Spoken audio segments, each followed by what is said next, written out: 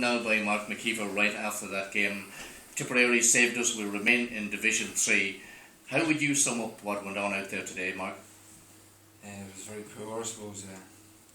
We set out a game plan and probably, it didn't really work, and Antrim sort of ran at us, and we probably had no answers for a lot of it. The goals sort of killed us. We probably went after the game after half time with 2 points in it, and once we sort of went at them, we left ourselves open probably at the back, and they got the goals, and as you know, goals win games, so it's very hard to come back from that. But I don't know, luckily enough, Tipperary done the business, so we're still here fighting another day.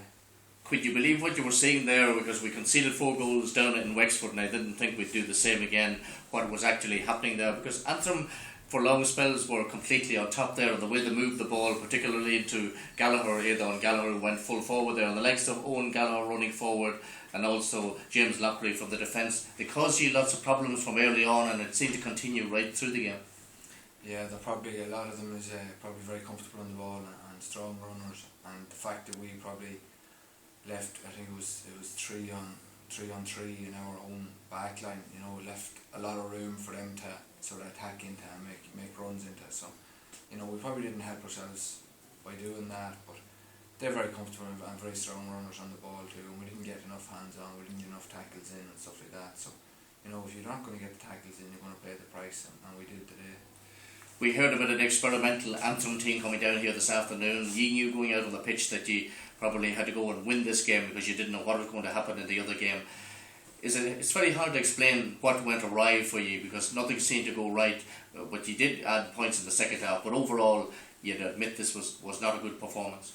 It wasn't a good day for Cavan. I know it was a poor sort of finish to an up and down sort of league as well. And we have to get a bit of consistency into games. We started off well against other teams like Roscommon and probably didn't finish out games. And we'll have to have a look at that and see what happened. But we knew coming down Antrim probably nothing to play for, but it's Ulster team versus Ulster team. But don't want to give anything away like that. And we knew that they were going to be really up for that game, and there probably was a couple of switches or that. But they can down a strong team there, so that's they were going to really push us because they don't want to give any ground. No Ulster team does, and even though it didn't make any difference to them, you see what pressure they put on us today, What would you say to Cavan fans with the championship looming 5 or 6 weeks away? Can this Cavan team lift it to play Donegal?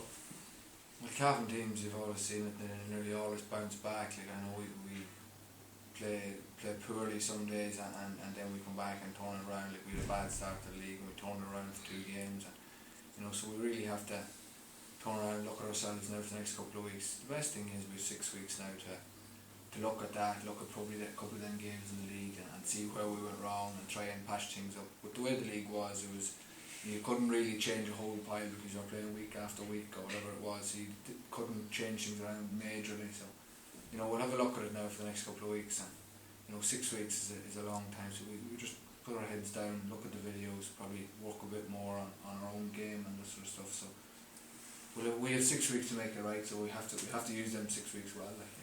A lot of talk about intensity and lack of intensity in games, and a lot of suggestions there today that Cavan didn't have enough intensity at the crucial times in games.